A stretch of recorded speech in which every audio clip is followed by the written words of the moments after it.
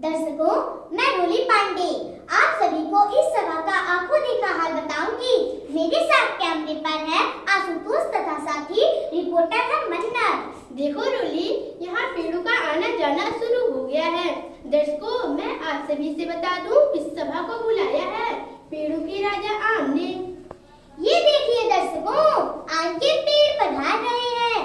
आप हाँ, उन्हें देखकर मेरे मुंह में पानी आ रहा है। दर्शकों, मैं आप सभी को बताना चाहूंगी, आम को फलों का राजा कहते हैं।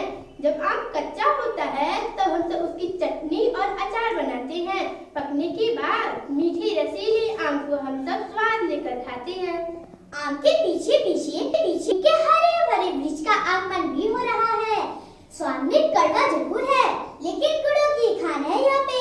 वो देखिए दर्शकों, जामुन, अनार और बादाम तीनों बातें करते हुए एक साथ आ रहे हैं।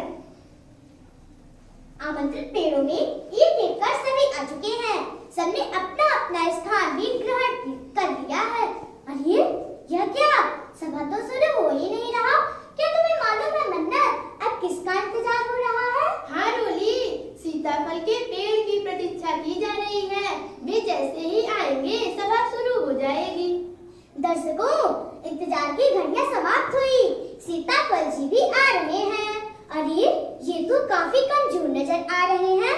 लगता है इनकी तबीयत खराब है, तभी ये धीरे धीरे चल रहे हैं। दर्शकों, ये देखिए, आम के पेड़ों द्वारा सभी का अभिवादन किया जा रहा है। आगे का हाल क्यों न हम मैं जानता हूँ, आप सभी उत्सुक हैं आज की सभा अचानक बुलाए जाने का कारण जानने के लिए। जी हाँ।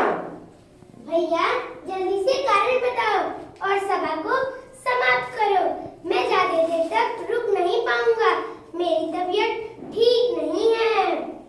भैया, इन दिनों मैं भी कुछ कमजोरी महसूस कर रहा हूँ। कृपया शांत रहिए, शांत रहिए। मैं आपकी इन्हीं समस्याओं को लेकर चिंतित हूँ, इसलिए आज मैंने ये सभा बुलाई है। भैया नेकी और कुछ सभा शुरू कीजिए।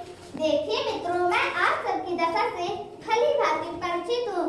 मुझे आज भी याद है वो दिन जब हम सभी बगिया में हंसी खुशी जीवन जी रहे थे, लेकिन आजकल मनुष्यों का व्यवहार हमारे प्रति उदासीन हो गया है।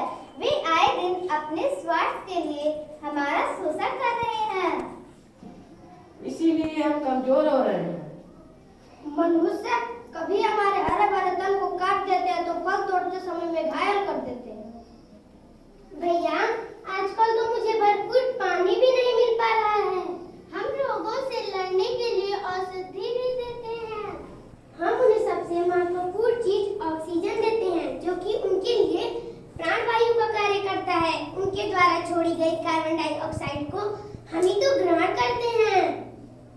अनार, हम हमारे दिए गए सामानों की सूची बनाए तो इस सभा का समय भी कम पड़ जाएगा। सही कहा आपने जानू जी। इतने लाभकारी हैं हम, फिर भी ये ना समझ मनुष्य हमें चोट पहुंचा रहे हैं, नष्ट करने पर तुले हैं। नीत न ढंग से वे हमारा दोहन और शोषण कर रहे हैं।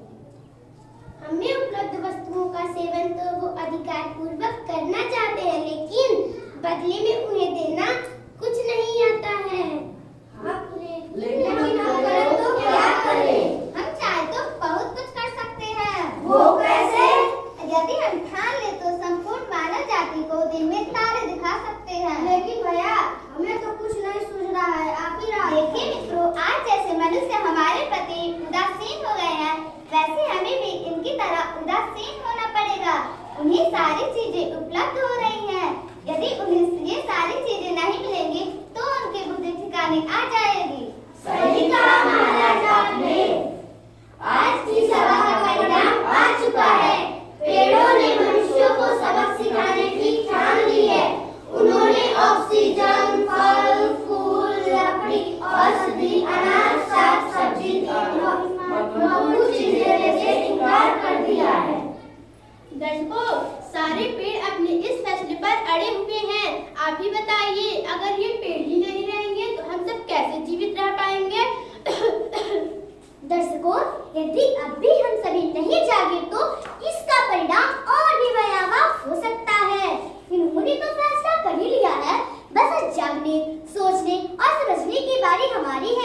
दर्शकों, यदि आप पेड़ों के संरक्षण, संवर्धन एवं हितों में फैसला ले रहे हैं तो सभी लोग अपने एक स्वर में अपनी स्वीकृति दें। जो लोग इस समय हमारे इस कार्यक्रम से सीधे जुड़े हुए हैं, वे अपनी राय से हमारे टोल फ्री नंबर पर तुरंत प्रेषित करें।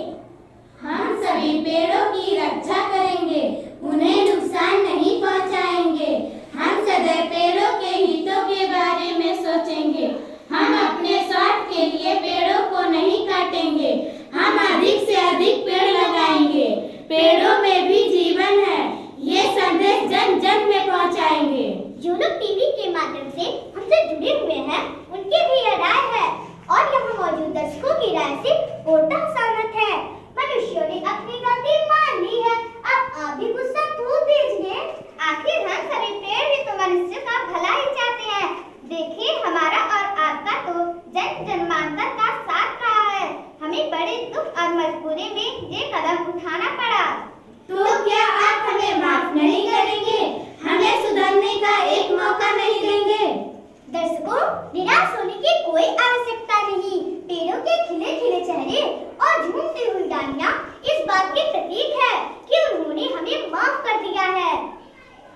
दर्शकों, मेरी उखड़ती सांस भी वापस आ गई है और इस बात का सबूत है कि पेड़ों ने हमें माफ कर सुधरने का एक मौका और दिया है। दर्शकों, आज की ये सभा एक सकारात्मक मोड़ पर समाप्त होती है। अगले कार्यक्रम को लेकर मैं और मंदन क्या